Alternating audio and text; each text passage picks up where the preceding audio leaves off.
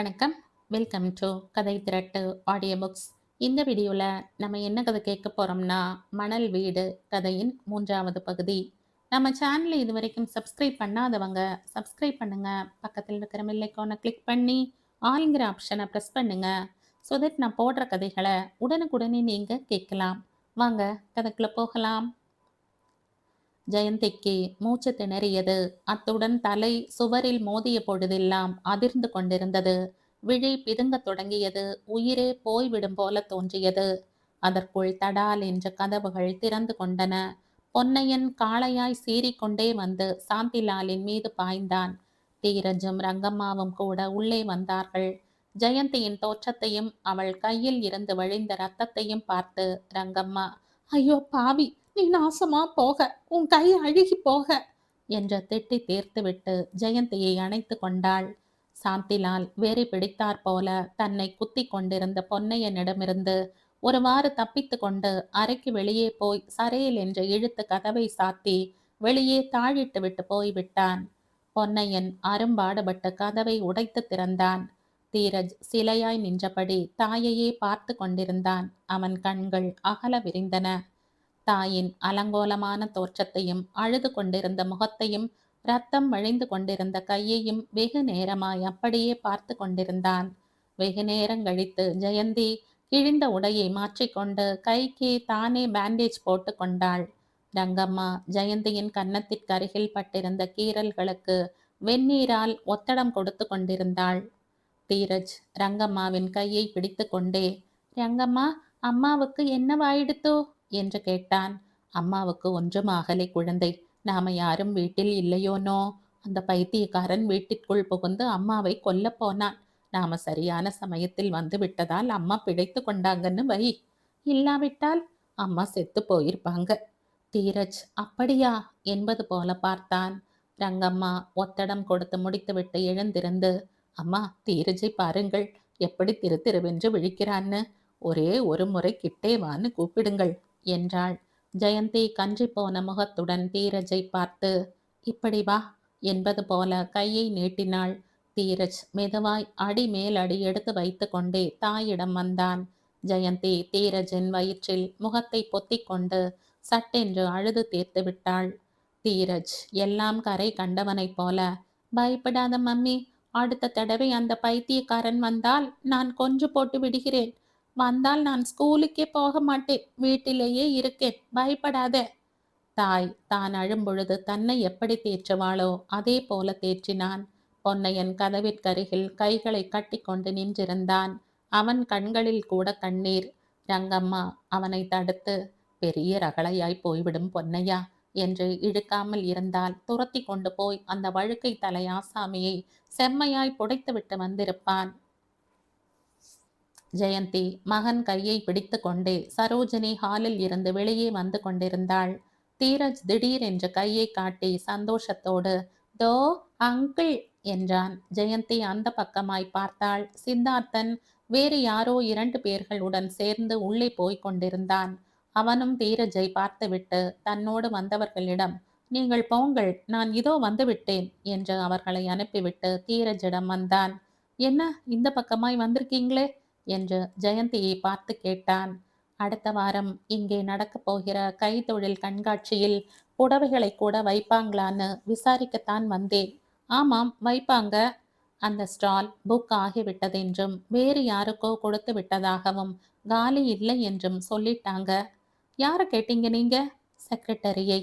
சித்தார்த்தன் ஒரு வினாடி யோசித்தான். பிறகு, என்னோடு வாங்க என்று நடந்தான். ஜெயந்தியும் தீரஜும் அவனை தொடர்ந்து போனார்கள். செக்ரட்டரி என்றிருந்த அறைக்குள் வந்தார்கள். மேஜைக்கு முன்னால் இருந்த நாற்காலியில் அவர் இல்லை. சித்தார்த்தன் ஜெயந்தியை உட்காரும்படி சொல்லிவிட்டு அங்கிருந்த டிராயரை திறந்து அப்ளிகேஷன் ஃபாரங்களை எடுத்து தந்து, இவளை பூர்த்தி பண்ணுங்கள் என்றான். அதுவரை வலது கை முழங்கை வரை புடவை தலைப்பை இழுத்து போர்த்தி கொண்டிருந்த ஜெயந்தி தலைப்பை தள்ளிவிட்டு கட்டு கட்டியிருந்த கையால் அங்கிருந்த பேனாவை எடுத்து கொண்டாள். இதென்ன கட்டு? சித்தார்த்தன் கேட்டான். சமைக்கும் பொழுது கையில் சுட்டு விட்டது என்றாள் ஜெயந்தி. சட்டென்று தீரஜ், இல்லை அங்கிள், வந்து எங்க வீட்டுக்கு பைத்தியக்காரன் ஒருத்தன் வந்தான், அவன்தான். ஜெயந்தி இடைமறித்து எரிந்து விழுந்தாள். தீரஜ், பெரியவங்க பேசிக் கொண்டிருக்கும் போது நடுவில் குறுக்கிடக் கூடாதுன்னு சொல்லியிருக்கனா இல்லையா? தாயின் முகத்தை பார்த்துவிட்டு தீரஜ் வார்த்தைகளை மென்று விழுங்கி விட்டான். சித்தார்த்தன் ஏதோ சொல்ல வந்தவன் தீரஜின் முகத்தையும் ஜெயந்தியின் முகத்தையும் மாறி மாறி பார்த்தான். ஏதோ நடந்திருக்கிறது. அது தனக்கு தெரிவதை ஜெயந்தி விரும்பவில்லை என்று மட்டும் புரிந்தது அவனுக்கு. கட்டு போட்டிருந்த கையோடு ஜெயந்தி அப்ளிகேஷன் ஃபாரத்தை பூர்த்தி பண்ணுவதற்கு அவஸ்தைப்பட்டு கொண்டிருப்பதை பார்த்துவிட்டு, இப்படி கொடுங்கள் என்று தான் அந்த ஃபாரத்தை வாங்கி பூர்த்தி பண்ண தொடங்கினான். ஜெயந்தியின் பெயரும் வயதும் அதற்குள் எழுதி முடிக்கப்பட்டிருந்தது.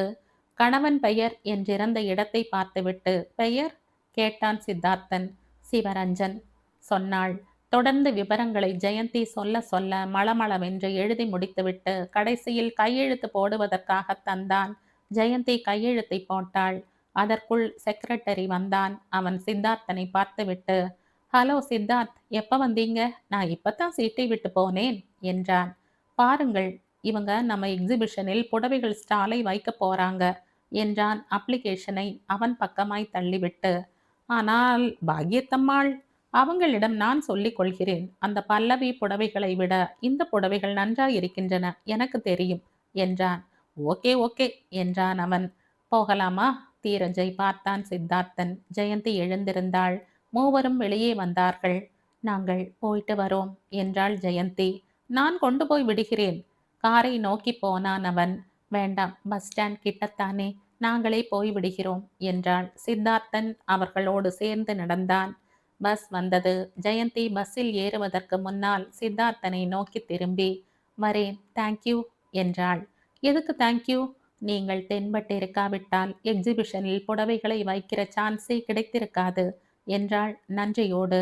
பஸ் புறப்பட்டது. தீரஜ் கையை ஆட்டினான். சித்தார்த்தன் ஹாலுக்கு திரும்பி வந்து கொண்டிருக்கையில் அவன் மனதில் ஒரு நல்ல காரியத்தை பண்ணிவிட்டோம் என்ற திருப்தி ஏற்பட்டது.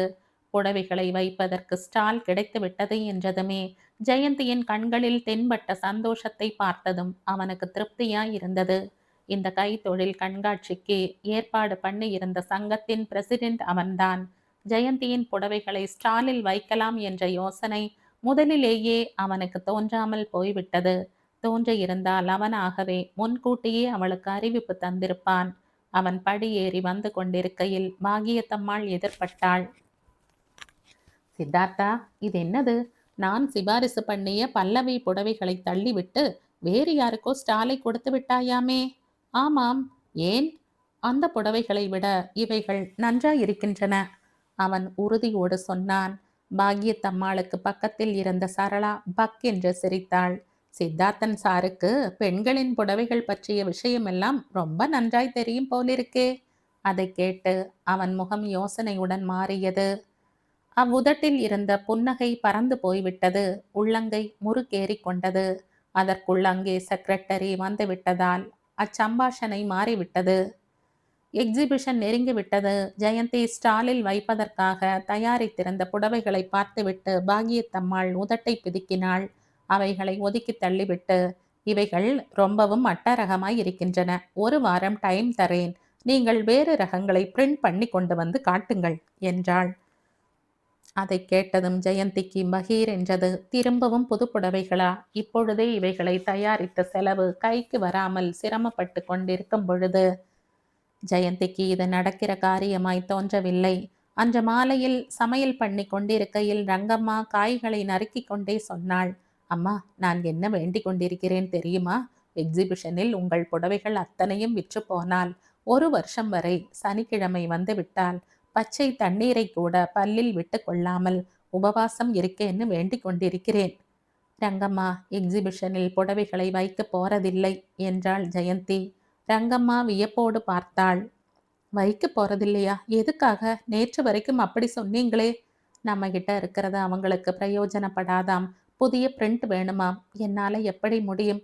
புதிய பிரிண்ட் எதுக்குமா? இதே தங்கமாய் இருக்கும்போது அவங்களுக்கு பிடிக்கலை, அவ்வளவுதான். ஐயோ கடவுளே! ரங்கம்மா கூட உற்சாகம் இழந்து விட்டாள். மறுநாள் ஜெயந்தி கடை வீதியில் இருந்து திரும்பி வந்த பொழுது மேஜை மீது ஒரு கடிதம் இருந்தது. அதில் இவ்வாறு இருந்தது. ஜெயந்தி. அந்த விழிப்பை கண்டதுமே ஜெயந்தி திடுக்கிட்டாள். நிமிர்ந்து உட்கார்ந்து கொண்டாள். நீங்கள் புடவைகளை எக்ஸிபிஷனில் வைக்காமல் கேன்சல் பண்ணி கொண்டு விட்டதாகவும் அந்த ஸ்டாலை வேறு யாருக்காவது கொடுத்துவிட சொல்லும் கடிதம் எழுதி தந்தீர்களாம். நான் உங்களை சிபாரிசு பண்ணினேன். நீங்கள் என்னிடம் ஒரு வார்த்தை கூட சொல்லாமல் இப்படி பண்ணுவது நன்றாயில்லை. என்னால் இங்கே அதிக நேரம் காத்திருக்க முடியாது. வேறு அவசர வேலையாய் போகிறேன். இந்த நம்பருக்கு போன் பண்ணினால் கிடைப்பேன். இப்படிக்கு சித்தார்த்தன். அந்த கடிதத்தை பார்த்ததும் ஜெயந்திக்கு கோபம் வந்தது. இதென்ன ஒருமை விழிப்பு? அவளுக்கும் அவனுக்கும் பரிச்சயம் எவ்வளவு தூரம் ஆகிவிட்டது? என்ன நினைத்து கொண்டிருக்கிறான்? ஜெயந்தியின் உதடுகளில் விரக்தியோடு கூடிய சிரிப்பு தவழ்ந்தது. என்ன நினைத்து கொண்டிருக்கிறான் என்று அவளுக்கு நன்றாகவே தெரிந்துவிட்டது. அவனுக்கு இப்படிப்பட்ட அனுபவங்களும் இப்படிப்பட்ட உரிமைகளை காட்டுவதும் புதியதல்ல. பெண்களுக்கு உதவி பண்ணுவது போல நெருங்குவதும், இந்த அன்பிற்கும் உதவி பண்ணுவதற்கும் பின்னால் ஆசை என்ற விஷப்பாம்பு புஷ் என்று படம் எடுத்து ஆடிக்கொண்டிருக்கும். சிச்சி, படித்தவர்களைப் போலவும் நாகரீகம் தெரிந்தவர்களைப் போலவும் தென்படுபவர்களிடம் இது இன்னும் அதிகமாகிவிட்டது. இந்த பண்பு மரியாதையும் வெறும் நடிப்பு. ஜெயந்தி பெருமூச்செறிந்தாள். இந்த சித்தார்த்தன் கூட அப்படிப்பட்டவர்களுள் ஒருத்தன். இல்லாவிட்டால் இதென்ன உரிமை? அவளை எவ்வளவோ நாட்களாய் தெரிந்தவனைப் போல இதென்ன உரிமை? ஜெயந்திக்கு அருவருப்பாய் இருந்தது. கையில் இருந்த கடிதத்தை கிழித்து துண்டாக்கி விட்டெறிந்தாள். தீரஜை ஆக்சிடென்டில் இருந்து காப்பாற்றியதற்காக அவள் நன்றியை காட்டிக் கொண்டாள். மரியாதையாய் பேசினாள். அதற்காக இவ்வளவு உரிமையா? இவ்வளவு அதிகாரத்தை எடுத்துக்கொள்வதா? போதும் போதும், இந்த பரிச்சயத்தை இத்துடன் கிள்ளி எறியாமல் போனால் இன்னொரு ஆபத்தான சம்பவத்தை எதிர்கொள்ள வேண்டியிருக்கும். 2 நாட்கள் கழிந்தன. ஜெயந்திக்கு நன்றாய் ஜுரம் வந்துவிட்டது. ரங்கம்மாவின் பலவந்தத்தின் பேரில் டாக்டரிடம் போனாள். கிளினிக்கில் இருந்து திரும்பி வந்து கொண்டிருக்கையில் வெளியே கார் நின்று கொண்டிருந்ததை பார்த்தாள். சித்தார்த்தன் அதற்குள் உட்கார்ந்திருந்தான். அவன் யாருக்காகவோ காத்திருந்தாற் போல தோன்றியது. ஜெயந்தி அவனை கவனிக்காதது போல போகத் தொடங்கிய பொழுது அவன் அதற்குள் அவளை பார்த்து விட்டான். கதவை திறந்து கொண்டு மளமளவென்று ஜெயந்தியிடம் வந்தான். பலே ஆள்தான் நீங்கள். நான் உங்களுக்காக காத்து கொண்டிருக்கும் பொழுது நீங்கள் என்னை பார்த்தும் பாராதது போல போறீங்களே, ஏன்? ஜெயந்தி பதில் பேசவில்லை. நீங்கள் எனக்கு ஏன் போன் பண்ணவே இல்லை? சொல்வதற்கு எதுவும் இல்லை, அதனால்தான். உங்களால் மனதை மாற்றிக்கொள்ள முடியாதா? நீங்கள் திரும்ப திரும்ப கேட்க தேவையில்லை. இன்னொரு தடவை கேட்டால் எனக்கு ரொம்ப கோபம் வந்துவிடும். அந்த வார்த்தைகள் சம்பாஷணையை கிள்ளி எறிந்து விட்டார் போல இருந்தன. நான் வீட்டில் கொண்டு போய் இறக்கி விட்டு விடுகிறேன், வாங்க. தேவையில்லை, அதோ ரிக்ஷா என்று சொல்லிக் கொண்டிருந்த பொழுதே ரிக்ஷா கிட்டே வந்துவிட்டது. அவள் ரிக்ஷாவில் ஏறிக்கொண்டாள். குறைந்தபட்சம் சித்தார்த்தனிடம் போய் வருகிறேன் என்று கூட சொல்லிக் கொள்ளவில்லை. வீடு என்றதுமே ரிக்ஷா புறப்பட்டது. சித்தார்த்தன் வாய் அடைத்து போனவனாய் அப்படியே நின்றுவிட்டதை அவள் கவனிக்கவில்லை. ஜெயந்தி வீட்டுக்கு வருவதற்குள் சித்தார்த்தன் அங்கே வந்திருந்தான். தீரஜிடம் உட்கார்ந்து பேசிக் கொண்டிருந்தான். ஜெயந்தியை பார்த்ததுமே அவன் எழுந்து நின்று, உங்களோட வீதியில் தர்க்கம் எதற்கு என்று எங்கே வந்தேன் என்றான். ஜெயந்தி அவன் சொன்னதை காதில் வாங்கிக் கொள்ளவில்லை. அவனை விசாரிக்கவும் இல்லை. கடுகடுவென்று முகத்தை வைத்து கொண்டு மகனை பார்த்து, தீரஜ், உள்ளே போய் படிக்க கூடாது?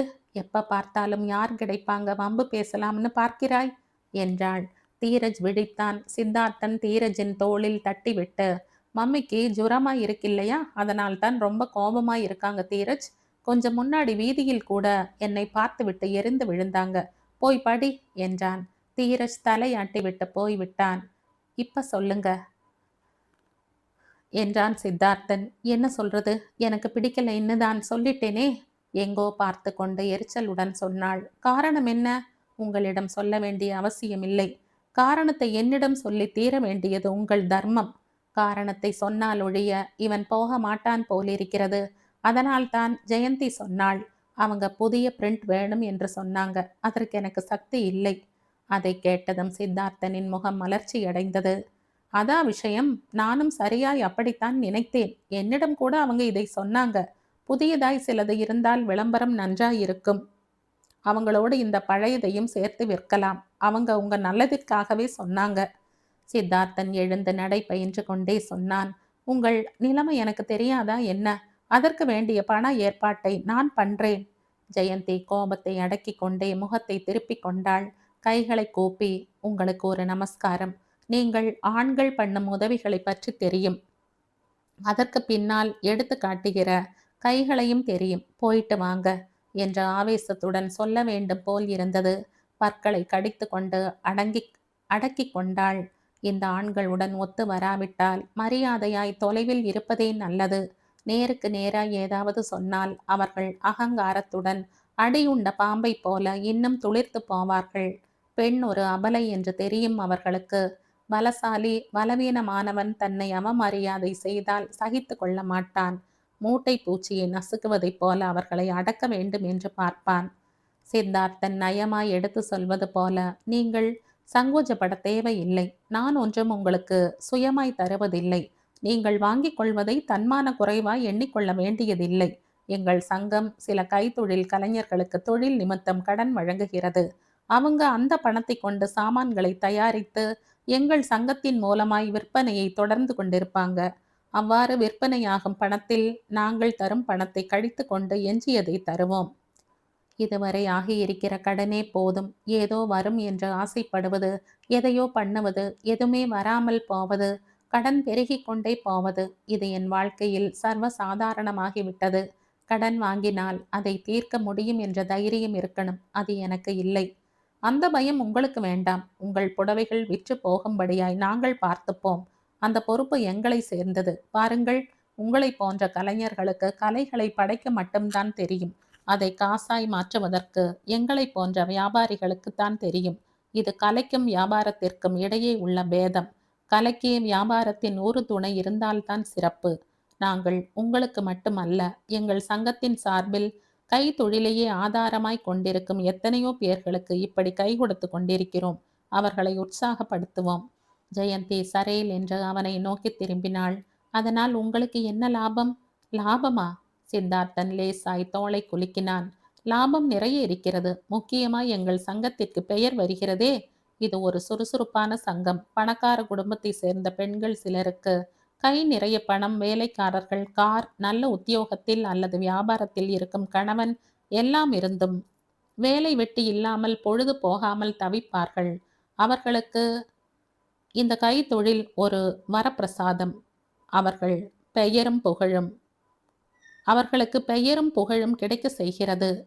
பொழுதும் போகிறது. அந்த விதமாய் பணக்காரர்களுக்கு கை கொடுத்தால் ஏழைகளுக்கு இன்னொரு விதத்தில் தேவைப்பட்டவர்களுக்கு கடன் உதவி தந்து அவர்கள் நிலையை வளர்க்கிறோம். அவர்கள் சாமான்கள் விற்று போய் கையில் பணம் வரும்பொழுது அவர்கள் முகத்தில் சந்தோஷமும் நன்றியும் தென்படும், உற்சாகம் ஏற்படும். இதை பார்த்தால் நிஜமாய் மனிதனை எத்தனையோ கஷ்டங்களுக்கு ஆளாக்குகின்ற இந்த பணத்திற்கு இவ்வளவு மதிப்பிருக்கிறதா என்று தோன்றும்.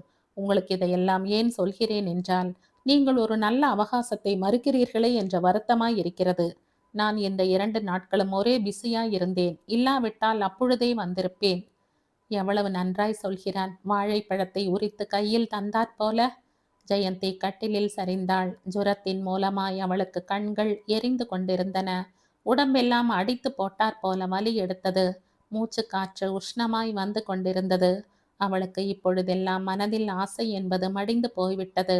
தன்னால் எதுவுமே பண்ண முடியாது என்ற நிராசை அவளை திணறடித்து கொண்டிருந்தது. வறுமை என்ற புதை சேற்றில் தான் அமங்கிவிட்டாள்.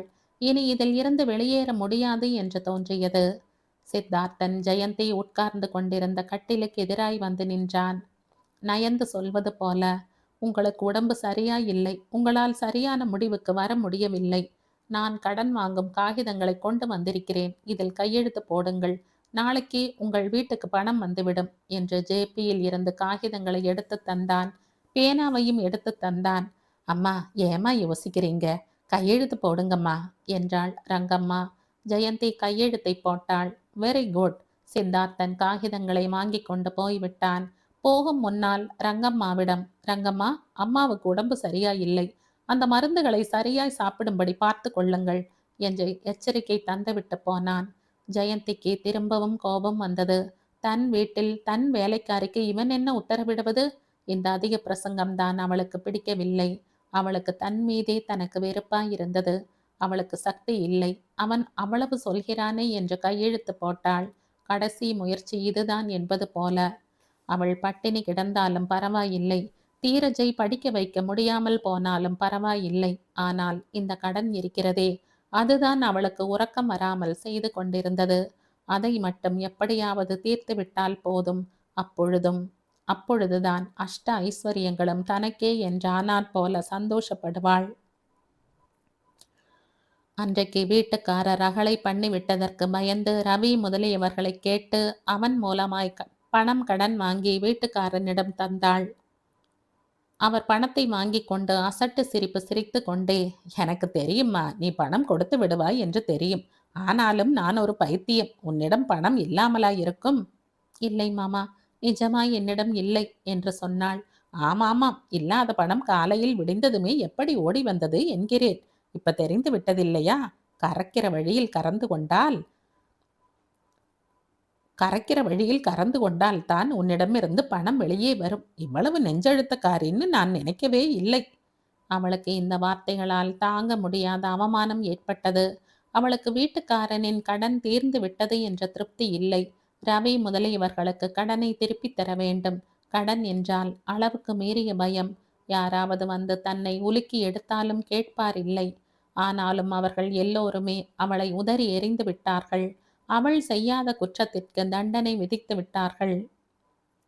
சரோஜினி பவனில் கைத்தொழில் கண்காட்சி தொடங்கப்பட்டது. அதில் புடவைகள், பொம்மைகள், லேசுகள், பித்தளை சாமான்கள், ரெடிமேட் ஆடைகள், மாலைகள் முதலியவை விதம் விதமாயிருந்தன. எல்லாவற்றையும் அழகாய் அமர்த்தியிருந்தார்கள். பேப்பரில் இந்த கண்காட்சியை பற்றி சிறப்பாய் விளம்பரம் பண்ணி இருந்தார்கள். கவர்னர் வந்து திறப்பு விழாவை நடத்தினார். ஜெயந்தி இந்த ஆர்ப்பாட்டத்தை எல்லாம் பார்த்து ஆச்சரியமடைந்தாள். சாதாரணமாய் அவர்கள் வீட்டிற்கெல்லாம் அனுப்பிவிட்டு 10 ரூபாய் குறைத்து தருகிறேன் என்றும் பணம் அப்புறமாய் கூட தந்து கொள்ளலாம் என்று சொல்லி அனுப்பி வைக்கும் புடவைகளுக்கு 1000 சாக்குகளை சொல்லி நன்றா இல்லை என்று மறுத்த பெண்களே, இப்பொழுதே அதே புடவைகளை இந்த சங்கம் தன் லாபத்தையும் கண்காட்சிக்கான செலவுகளையும் சேர்த்து அவர்கள் தலையில் கட்டிய பொழுது வாயை திறக்காமல் சொன்ன விலைக்கு வாங்கி கொண்டு போனார்கள். அவள் தானாய் புடவைகளை விற்றதற்கும் இங்கே விற்றதற்கும் நிறைய வித்தியாசம் இருந்தது. அவள் பொன்னையனின் தலையில் மூட்டையாய் கட்டி அனுப்பி வைத்த பொழுது யார் கண்களுக்கும் அழகாய் தெரியவில்லை. அதே புடவைகளை இங்கே சுவற்றில் அழகாய் தொங்கவிட்டும் பொம்மைகளுக்கு கட்டியும் நிற்க வைத்த பொழுது பார்த்தவர்கள் மெச்சிக்கொண்டார்கள். ஸ்டால் வைத்திருந்த ஜெயந்தி போன்றவர்கள் ஒதுங்கி ஊமையாய் நின்று கொண்டிருந்தார்கள். வந்தவர்களுடன் சங்கத்தின் ஊழியர்கள் நல்ல உச்சரிப்புடன் ஆங்கிலம், தமிழ், ஹிந்தி மொழிகளில் சரளமாய் பேசினார்கள். அந்த பேச்சில் மயங்கிக் கொண்டிருந்தார்கள் அவர்கள். ஜெயந்திக்கு இதெல்லாம் ஏதோ புது உலகமாய் தோன்றியது. 2வது நாள் எக்ஸிபிஷனில் சாப்பாட்டு வேளையில் ஜெயந்தி டிஃபன் சாப்பிட்டு கொண்டிருக்கையில் சித்தார்த்தன் அங்கே வந்தான். சாப்பிட்டு கொண்டிருந்த ஜெயந்தி எழுந்து நின்றாள். எவ்வளவு புடவைகள் விற்று போயிற்று என்று கேட்டான். பாதி விற்று போய்விட்டது. அவள் சந்தோஷத்துடன் சொன்னாள். குட், நல்ல ஆரம்பம். டிஃபன் சாப்பிடுகிறீர்களா? என்ன டிஃபன்? தோசை. எனக்கும் பசிக்கிறது என்று அவன் ஜெயந்தியின் டிஃபனில் இருந்து ஒரு தோசையை எடுத்துக்கொண்டு டிஃபன் பாக்ஸ் மூடியில் வைத்து கொண்டு சாப்பிடத் தொடங்கினான். ஜெயந்தி அவன் உரிமையுடன் நடந்து கொண்ட இந்த காரியத்தை பார்த்து வாய் அடைத்து போனவளாய் அப்படியே நின்று கொண்டிருந்தாள். என்ன இவ்வளவு ஆச்சரியப்படுறீங்க என்றான். ஒன்றுமில்லை, உங்கள் தோசையை உங்களை கேட்காமலேயே எடுத்துக்கொண்டு விட்டேன் என்றுதானே? அவ்வளவு உரிமை எனக்கு இல்லையா? தீரஜை காப்பாற்றியவனாச்சே. அதற்குள் தொலைவில் இருந்து யாரோ சித்தார்த்தனை கூப்பிட்டார்கள். அவன் மளமளவென்று சாப்பிட்டு விட்டு போக முயன்றவன் நின்று, அதாவது தீரஜுக்கு காட்ஃபாதரை போன்றவன் இல்லையா? எனக்கு தெரியும், உங்களை கேட்டால் இல்லை என்பீங்க. இப்படிப்பட்டவைகளை பெண்கள் சீக்கிரமாய் ஒப்புக்கொண்டு விட மாட்டாங்க, அவங்களுக்கு பயம் என்று சொல்லிவிட்டு போய்விட்டான். மாலையில் ஜெயந்தி வீட்டுக்கு போவதற்கு ரிக்ஷாவுக்காக காத்து கொண்டிருந்தாள்.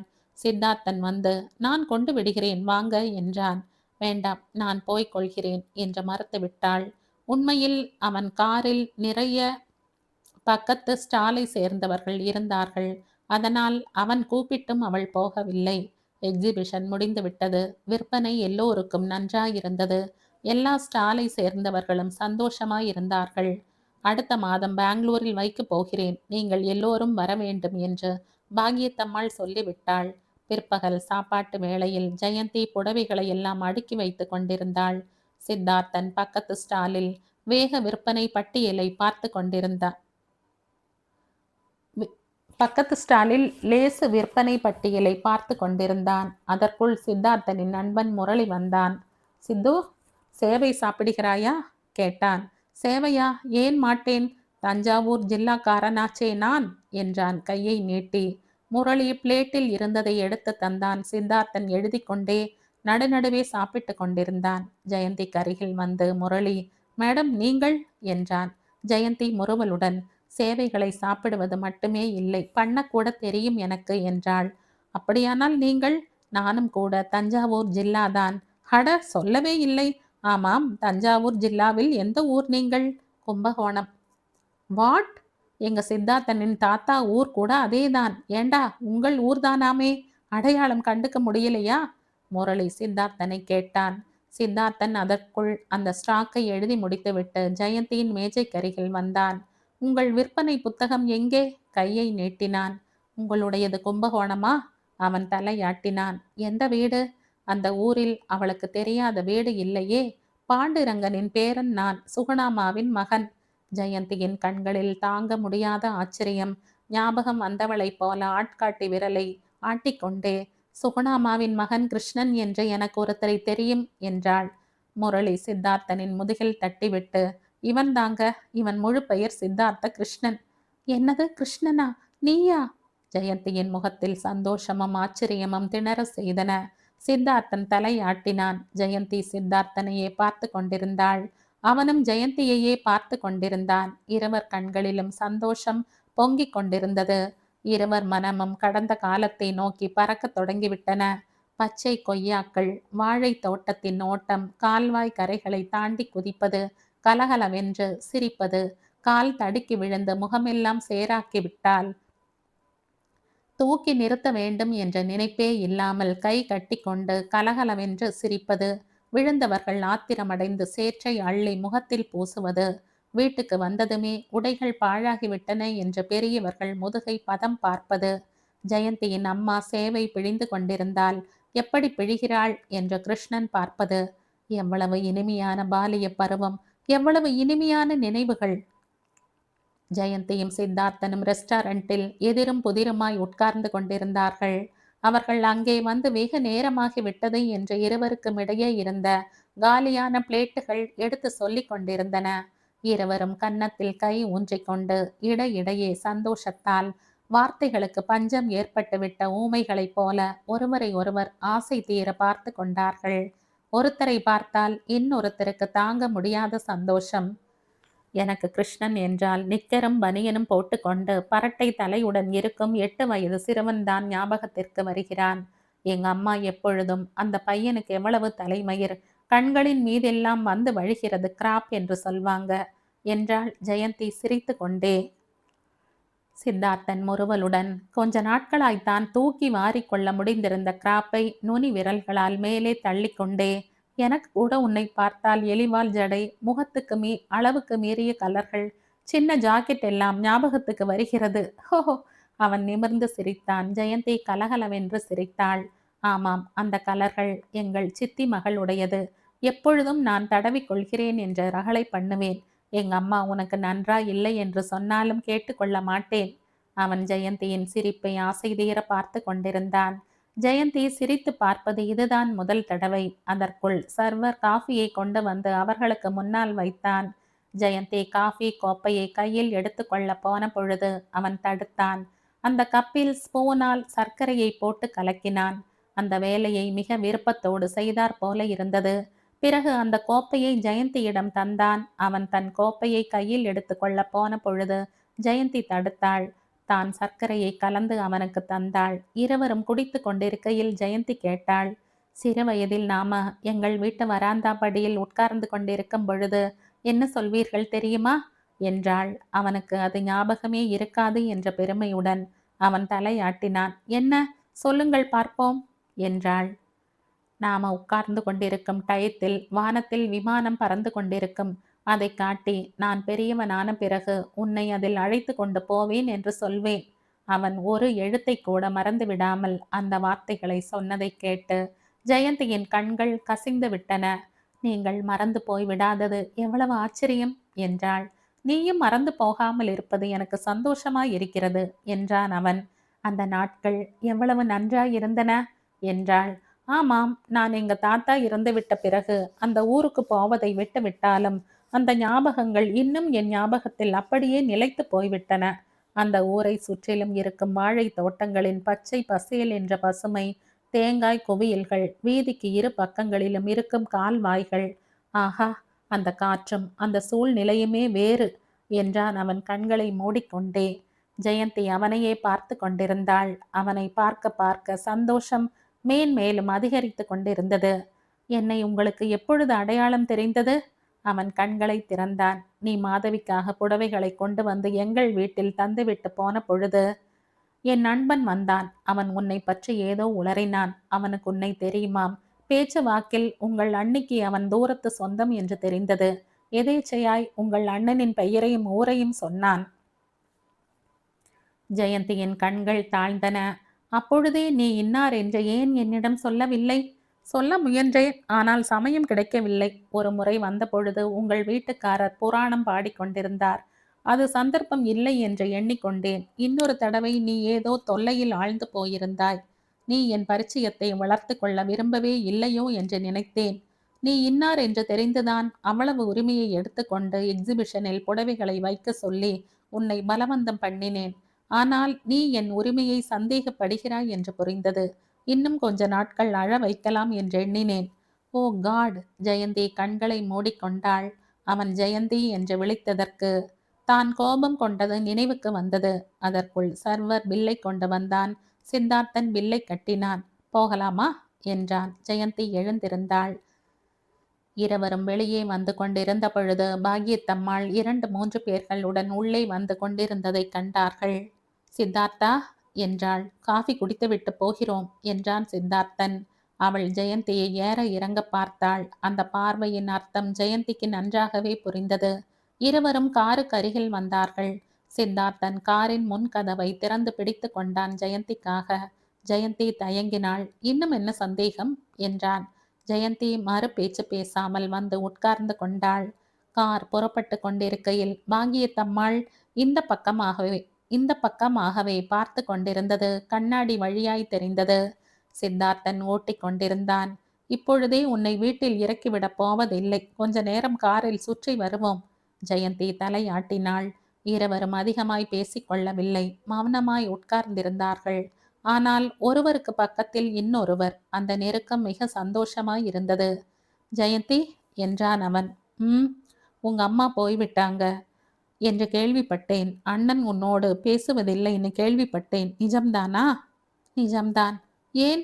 அது என் துரதிர்ஷ்டம். அதற்கு பிறகு அவன் பேசவில்லை. ஜெயந்தி, வாழ்க்கையில் சிற்சில சமயங்களில் பெரிய துரதிர்ஷ்டங்கள் வரும். அவைகளை தாங்கிக் கொள்வதற்கு நிறைய சக்தி வேண்டும் இல்லையா? ஜெயந்தி திரும்பி அவனை பார்த்தாள். அவன் சாலையை பார்த்தபடி ஓட்டிக் கொண்டிருந்தான். அவன் தாடை எலும்புகள் முறுக்கேறி கொண்டன. தாழ்ந்த குரலில், அந்த வருத்தங்களை என்னால் புரிந்து கொள்ள முடியும் ஜெயந்தி. உண்மையை சொல்லப்போனால் எனக்கு தெரிந்த அளவுக்கு வேறு யாருக்குமே தெரியாதுன்னு தான் சொல்லணும். ஜெயந்தி என்ன என்று கேட்கவில்லை. அவனும் சொல்லவில்லை. இருவரும் அவனமாயிருந்தார்கள்.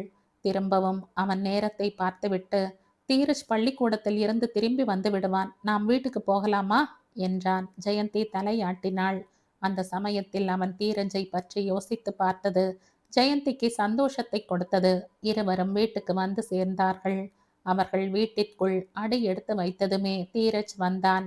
தீரஜ் சித்தார்த்தனிடம் ஓடி வந்து, அங்கிள், வாசலில் காரை பார்த்தேன். எனக்கு தெரிந்து விட்டது நீங்கள் வந்திருக்கீங்கன்னு என்றான் கைகளை நீட்டிக்கொண்டே. சித்தார்த்தன் கைகளை நீட்டி அவனை தூக்கி கொண்டான். சித்தார்த்தன் கொஞ்ச நேரம் உட்கார்ந்து கொண்டு தீரஜின் படிப்பை பற்றியும் விளையாட்டை பற்றியும் பேசிக் கொண்டிருந்தான். சமையல் பண்ணி விடுகிறேன், சாப்பிட்டு விட்டு போங்கள் என்றாள் ஜெயந்தி. வேண்டாம், போகிறேன் என்றான் அவன் எழுந்திருந்து. காருக்குள் உட்கார்ந்து ஸ்டார்ட் பண்ண போனவன் ஜெயந்தியை பார்த்து, ஜெயந்தி, சாப்பிட தங்கவில்லைன்னு கோபம் வந்து விட்டதா என்றான். ஜெயந்தி பதில் பேசவில்லை. இருட்டிய பிறகு என்னால் அதிக நேரம் எங்கேயும் இருக்க முடியாது. இன்னொரு நாள் பகலில் வந்து சாப்பிடுகிறேன். ஸ்டார்ட் பண்ண போனவன் நின்று ஜெயந்தியை பார்த்து கொண்டே, ஜெயந்தி, ஏன் என்று என்னை ஒரு நாளும் கேட்காதே. நாம சிறு வயது சிநேகிதர்கள். மறுபடியும் சந்தித்து கொண்டு விட்டோம். அந்த சந்தோஷம் அப்படியே இருக்கட்டும். என் கடந்த காலத்தை பற்றி நீ கேட்க வேண்டாம். நானும் உன் கடந்த காலத்தை பற்றி ஒன்றும் கேட்க மாட்டேன். சரிதானே? சரி என்பது போல தலையாட்டினாள். தீரஜ் பாய். அவன் தீரஜை பார்த்து கையை ஆட்டிவிட்டு போய்விட்டான். மகன் கையை பிடித்து கொண்டு உள்ளே வந்து கொண்டிருந்த பொழுது ஜெயந்திக்கு மிக சந்தோஷமாயிருந்தது.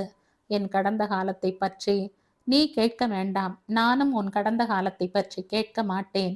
ஜெயந்திக்கு இந்த வார்த்தைகள் பெரிய பாரத்தை இறக்கி விட்டாற் போல இருந்தன. மம்மி, டேடி எப்ப வருவார்? தீரஜ் கேட்டான். வந்து விடுவார் தீரஜ். எப்பொழுதும் வந்து விடுவார் வந்து விடுவார் என்கிறாய். டாடி வரவே மாட்டார். இன்றைக்கு ராஜுவின் டாடி அமெரிக்காவில் இருந்து வந்தார். எவ்வளவு சாக்லேட்டுகளும் பொம்மைகளும் வாங்கி வந்திருந்தார் தெரியுமா? ராஜு எனக்கு இந்த சாக்லேட் தந்தார். அவனை கூட அமெரிக்காவுக்கு கூட்டிட்டு போக போகிறார் அவங்க டாடி. அப்படியா என்றாள். தீரஜிடம் இந்த தொல்லை வேறு. பள்ளியில் யாராவது தந்தையை பற்றி ஏதாவது சொன்னால் அந்த செய்தியை ஜாக்கிரதையாய் வீட்டுக்கு சுமந்து கொண்டு வருவான். அதை பற்றி மணிக்கணக்கில் பேசுவான். அவன் கேட்கும் கேள்விகளுக்கு பதில் சொல்ல முடியாமல் தவிப்பாள். அவள் சிவரஞ்சனின் போட்டோவை பார்த்தாள். அக்கண்களில் கண்ணீர் பொங்கி வந்தது. மாதவி ஊரில் இருந்து வந்தாள். ஒரு வாரம் தங்கி இருந்தாள். ஜெயந்தியும் சித்தார்த்தனும் சிறு வயது சிநேகிதர்கள் என்று தெரிந்ததுமே கை கொட்டிக்கொண்டே வாட் அ குட் நியூஸ் என்றாள். அப்படியென்றால் இப்பொழுதே உங்கள் இருவருக்கும் இடையே நான் தான் வேற்று மனுஷி போலிருக்கிறது என்றாள். புடவைகள் விற்பனையானதால் ஜெயந்திக்கு புதிய பாக்கிகள் தீர்ந்தன. சித்தார்த்தனை கூட கூப்பிட்டாள் ஜெயந்தி. எல்லோருமாய் உட்கார்ந்து கொண்டு சிரித்து பேசிக்கொண்டு சந்தோஷமாய் சாப்பிடும் பொழுது பல நாட்களுக்கு பிறகு மிக திருப்தியாய் சாப்பிட்டார் போல இருந்தது ஜெயந்திக்கு. ரங்கம்மா கூட மகிழ்ந்து போய், நீங்க எப்பொழுதுமே இப்படியே இருக்கணும்மா. அந்த சித்தார்த்தன் ஐயா தெய்வம். அவர் காலில் விழுந்து கும்பிடணும் நாம என்றாள். மாதவி இருந்தவரை சுற்று வட்டாரத்தில் இருந்த இடங்களுக்கெல்லாம் சேர்ந்து போய்விட்டு வந்தார்கள். ஒரு நாள் திருத்தணி, இன்னொரு நாள் மகாபலிபுரம் போய்விட்டு வந்தார்கள். சித்தார்த்தன் பெங்களூரில் நடக்கவிருக்கும் எக்ஸிபிஷனில் வைக்கப் போகும் புடவைகள் நவீன பிரிண்டிங்காய் இருக்க வேண்டும் என்றான். அவன் காஷ்மீர் ராஜஸ்தான் புடவைகளின் பிரிண்ட் போடுவதை பற்றி சொன்னான். அதை பற்றி சில புத்தகங்கள் இருப்பதாய் சொன்னான். அன்றைக்கு சித்தார்த்தன் புத்தக கடையில் காஷ்மீர் ராஜஸ்தான் புடவைகளை பிரிண்ட் பண்ணும் விதத்தை பற்றி இருந்த புத்தகங்களை வாங்கி கொண்டு பில்லை கொடுத்துவிட்டு வெளியே வந்த பொழுது ஜெயந்தி அங்கே வந்தாள். அவள் கையில் புத்தக கட்டு இருந்தது. சித்தார்த்தனை பார்த்ததுமே ஜெயந்தியின் முகம் ஒரு வினாடி வெலவெலத்து விட்டது. அழகா இருக்கு. ஒருத்தருக்கு தெரியாமல் இன்னொருத்தர் கடைக்கு வந்திருக்கிறோம். புத்தகங்களை வாங்கி கொண்டு வந்து உன்னை ஆச்சரியப்படுத்த வேண்டும் என்ற என் முயற்சி தோல்வியடைந்து விட்டது. ஜெயந்தி, அந்த புத்தகங்களை திருப்பி கொடுத்து விடு. நான் உனக்கு வேண்டிய புத்தகங்களை வாங்கிவிட்டேன் என்றான். ஜெயந்தியின் கையில் இருந்த பருமனான புத்தகங்களை பார்த்துவிட்டு, எனக்கு 2 புத்தகங்கள் தானே கிடைத்தன. இதென்ன உன்னிடம் இவ்வளவு பருமனான புத்தகம் இருக்கிறது? எங்கே காட்டு பார்க்கலாம் என்றான் கையை நீட்டி. ஜெயந்தி சரேல் என பின்னுக்கு நகர்ந்து கொண்டு தொலைவில் போய் நின்றாள். இது இது என்றாள் தடுமாறியபடி. என்ன இது? ஜெயந்தியின் முகத்தோற்றத்தில் தென்பட்ட மாறுபாட்டை கவனித்தான் அவன். இது. அதற்குள் சித்தார்த்தன் கையில் இருந்த புத்தகத்தை வாங்கி பார்த்தான். அவன் தலை சுற்றியது. My god, star family, galaxy in the sky, rare comets. Siddharthan குழப்பத்துடன் நிமிர்ந்து, மை காட், இதெல்லாம் பூகோள புத்தகங்கள். இதெல்லாம் உனக்கு எதற்கு என்றான். ஜெயந்தி தடுமாறியபடி, இது எனக்கு இல்லை, என் ஃப்ரெண்டிற்கு என்று சொன்னாள். யார் அந்த ஃப்ரெண்ட்? ஜெயந்தி பதில் பேசவில்லை. அந்த புத்தகத்தை அழுத்தமாய் பிடித்து கொண்டாள். அவன் ஜெயந்தியை பார்த்து கொண்டிருந்தான். சொல்லக்கூடாதா? ரகசியமா? அதெல்லாம் ஒன்றும் இல்லை. ஜெயந்தி கவுண்டரிடம் போய் பில்லை கட்டினாள். கை பையில் இருந்து 500 ரூபாயை எடுத்து பில்லை கட்டியதை சித்தார்த்தன் பார்த்தான். ஜெயந்தி அந்த புத்தக பேக்கெட்டை வாங்கி கொண்டு மார்போர்டு அழுத்தி கொண்டாள். மிக பிரியமான பொருளைப் போல. நான் தூக்கி கொண்டு வரேன், அதை இப்படி கொடு என்றான் சித்தார்த்தன். வேண்டாம் என்றாள் அவள், அதை இன்னும் மார்போர்டு அழுத்தி கொண்டே. இருவரும் காரில் வீட்டுக்கு வந்தார்கள். மம்மி, டார்ஜான் சினிமா வந்திருக்கு மம்மி, நாம போகலாம் என்றான் தீரஜ். வேண்டாம் தீரஜ், இன்னொரு தடவை வந்தால் போகலாம். இப்பொழுது என்னிடம் பணம் இல்லை. சித்தார்த்தன் இந்த வார்த்தைகளை கேட்டான். நிமிஷத்திற்கு முன்னால் 500 ரூபாய்களை செலவழித்து அந்த புத்தகங்களை வாங்கினாள். யார் அந்த ஃப்ரெண்ட்? ஜெயந்திக்கு சொல்ல விருப்பமில்லை. இந்த யோசனை எவ்வளவு கசப்பானது! ஜெயந்திக்கு ஃப்ரெண்டுகள் இருக்கலாம், அதில் தப்பு ஒன்றும் இல்லையே. ஆச்சரியப்படக்கூடிய விஷயம் கூட இல்லைதான். தீரஜ் வந்து சித்தார்த்தனுக்கு அருகில் உட்கார்ந்து கொண்டான். பாருங்க அங்கிள், அம்மா சினிமாவுக்கு போகலாம் என்றால் பணம் இல்லை என்கிறாங்க. எப்பொழுதும் இப்படித்தான், எதை கேட்டாலும் பணம் இல்லை பணம் இல்லை என்கிறாங்க. ஐஸ்கிரீம் சாப்பிடுகிறேன் என்று சொன்னால் கூட இப்படியே தான் என்றான். தீரஜ், உனக்கு என்ன வேண்டுமானாலும் என்னை கேளு. என்னிடம் நிறைய பணம் இருக்கிறது, மம்மியை கேட்காதே. உண்மையிலேயே மம்மியிடம் இல்லையோ என்னவோ என்று சொல்லிக்கொண்டே மேஜை மேல் இருந்த பேனாவை எடுத்து அங்கிருந்த காகிதத்தில் கிறுக்கப் போனான். அதற்குள் ஜெயந்தி ஓட்டமாய் ஓடி வந்து, சித்தார்த்தா, அந்த பேனாவை தொட வேண்டாம் என்று கத்திக்கொண்டே வந்து சரையில் என்று அவன் கையில் இருந்த பேனாவை பிடுங்கிக் கொண்டு விட்டாள். என்னவாச்சு அந்த பேனாவுக்கு? அவன் வியப்படைந்தவனாய் பார்த்தான். இந்த பேனாவா? இந்த பேனா? ஜெயந்தி இரு கைகளாலும் அந்த பேனாவை பிடித்து கொண்டு மார்போடு அழுத்தி கொண்டாள். இந்த பேனாவை என்னை தவிர யாருமே பயன்படுத்தக்கூடாது. அதென்ன ஸ்பெஷல்? அவன் ஆர்வம் தாங்காமல் கேட்டான். ஜெயந்தி ஒரு வினாடி பதில் சொல்ல முடியாதவளாய் பார்த்தாள். ஒன்றும் எண்ணிக்கொள்ள வேண்டாம். இந்த பேனாவின் மீது எனக்கு ரொம்பவும் சென்டிமெண்ட். நான் வேறு பேனாவை தரேன் என்று மளமளவென்று போய் வேறிடத்தில் டிராயரில் இருந்த பால் பெண்ணை கொண்டு வந்து கொடுத்தாள். அவன் அந்த பேனாவையும் ஜெயந்தியையும் மாறி மாறி பார்த்தான். ஜெயந்தி அங்கிருந்து போய்விட்டாள். அங்கிள், மம்மி அந்த பேனாவில்தான் தன் ஃப்ரெண்டுக்கு கடிதம் எழுதுவாங்க. நான் கூட அதை தொடக்கூடாது என்றான். மறுநாள் சித்தார்த்தன் காரில் வந்து கொண்டிருந்த பொழுது தெருக்கோடியில் இருந்த போஸ்ட் பாக்ஸில் கடிதத்தை போட்டு கொண்டிருந்த ஜெயந்தியை கண்டான். தொலைவில் இருந்து ஜெயந்தியை கண்ட சித்தார்த்தன் காரை நிறுத்தினான்.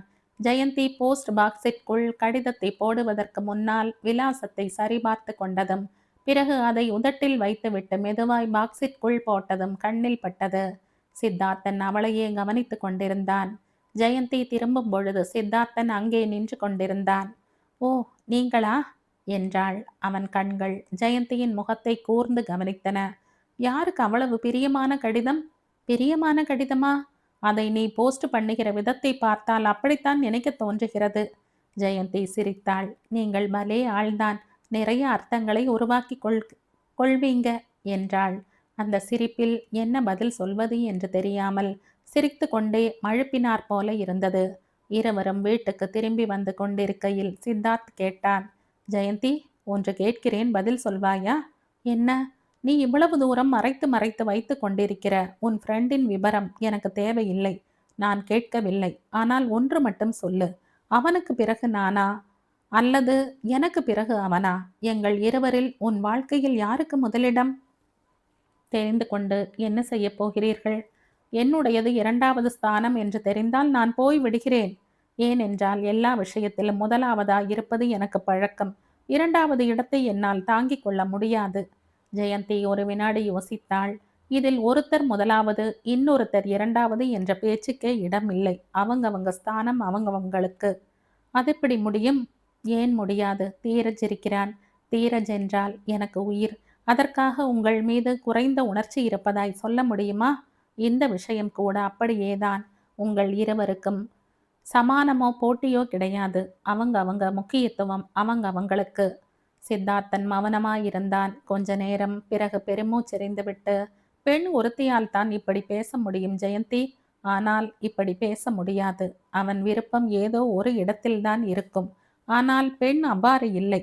நான் ஒப்புக்கொள்கிறேன். ஏனென்றால் ஆணை விட பெண்ணுக்கு அன்பு செலுத்தும் உள்ளம் அதிகமாதலால், பொறுப்பின் பாரத்தை ஆணை விட அதிகமாய் சுமப்பதால். ஒரே வார்த்தையில் சொல்லு, உன் விருப்பத்திற்கு அவ்வளவு தூரம் ஆளாக இருக்கும் அந்த நபர் யார்? ஆணா பெண்ணா? சொல்ல மாட்டேன். நீங்கள் தெரிந்து கொள்ள வேண்டும் என்று முயற்சி செய்தால் உங்களை விட்டு தொலைவிற்கு போய் விடுவேன் என்றாள் ஜெயந்தி. அந்த குரல் மிக உறுதியாய் சொன்னதை செய்து காட்டி விடுவேன் என்பது போல இருந்தது. அதற்குள் வீடு வந்து சேர்ந்து விட்டதால் ஜெயந்தி இறங்கி உள்ளே போய்விட்டாள். சித்தார்த்தன் உள்ளே வரவில்லை, போய்விட்டான். மேற்கண்ட சம்பவம் நடந்து 10 நாட்களாக இருக்கும். சித்தார்த்தன் அதற்கு பிறகு ஜெயந்தியின் கண்களில் படவே இல்லை. பெங்களூருக்கு போக வேண்டும் என்றும் அங்கே நடக்க இருக்கும் எக்ஸிபிஷனில் அவள் பங்கெடுத்து கொள்ள வேண்டும் என்றும் அடிக்கடி சொல்லிக் கொண்டிருந்தானே. என்னவாக இருக்கும் அவனுக்கு? அவனுக்கு தன்னால் ஏதாவது வருத்தம் ஏற்பட்டிருக்குமா?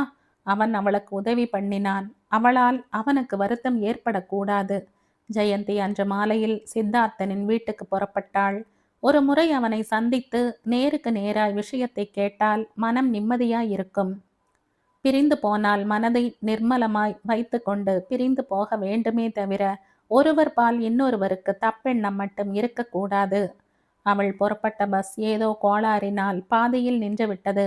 பயணிகள் எல்லோரும் இறங்கிவிட்டார்கள். வேறு பஸ்ஸிற்காக காத்திருக்க தொடங்கினார்கள். பஸ் வந்தது. ஆனால் இடம் கிடைக்கவில்லை. அவள் பஸ்ஸை பிடித்து கொண்டு ஒரு வழியாய் சித்தார்த்தனின் வீட்டுக்கு வந்து சேர்ந்த பொழுது இருட்டி வெகு நேரமாகிவிட்டது. ஜெயந்தி காலிங் பெல்லை அழுத்தியதுமே வேலைக்கார பையன் வந்து கதவை திறந்தான். ஜெயந்தியை பார்த்து ஆச்சரியமடைந்தான். ஐயா இல்லைங்க என்றான். ஜெயந்தி பெருமூச்செறிந்தாள். எப்பொழுது வருவார் என்று தெரியுமா? கேட்டாள். இன்றிரவு வரமாட்டாருங்க. இருட்டி வெகு நேரமாகிவிட்டது. அத்துடன் அவள் மிகவும் களைத்து போயிருந்தாள். அப்படியா? எனக்கு ஒரு சின்ன உதவி பண்ணுவாயா? கேட்டாள் அந்த பையனை. என்ன சொல்லுங்கள். கொஞ்சம் போய் ஆட்டோ ஒன்றை பிடித்து கொண்டு வா. நானா? ஆமாம். ஏனென்றால் இங்கே சீக்கிரத்தில் ஆட்டோ கிடைக்காது. கொஞ்சம் பிடித்து கொண்டு வருகிறாயா? ஜெயந்தி கேட்ட விதத்தை பார்த்து அவனால் மறுக்க முடியவில்லை. நீங்க இங்கேயே நின்னுட்டுருங்க என்றான். கதவை சாத்திவிட்டு அவன் போனான். ஜெயந்திக்கு அவன் ஜாக்கிரதையை பார்த்து சிரிப்பு வந்தது. நல்ல வேலைக்காரன். வீட்டு விஷயங்களில் மிகவும் ஜாக்கிரதை எடுத்துக்கொள்வான் போலிருக்கிறது. அவள் அந்த வீட்டில் இருந்து எந்த சாமானையாவது திருடி கொண்டு போய் விடுவாளோ என்று சந்தேகப்படுகிறான் போலும். ஜெயந்தி கதவை திறந்து கொண்டு உள்ளே போனாள். டிராயிங் ரூமில் விளக்கு எரிந்து கொண்டிருந்தது. உள்ளறையில் மங்கலான விளக்கு எரிந்து கொண்டிருந்தது. அறைக்கதவு சாத்தி இருந்தது. ஜெயந்தி அங்கிருந்த சோஃபாவில் உட்கார்ந்து பக்கத்தில் இருந்த புத்தகத்தை எடுத்து புரட்டி கொண்டிருந்தாள். அதற்குள் எங்கிருந்தோ ஏதோ சப்தம் கேட்டது. இந்த கதையின் தொடர்ச்சியை அடுத்த பதிவில் கேட்கலாம். நன்றி.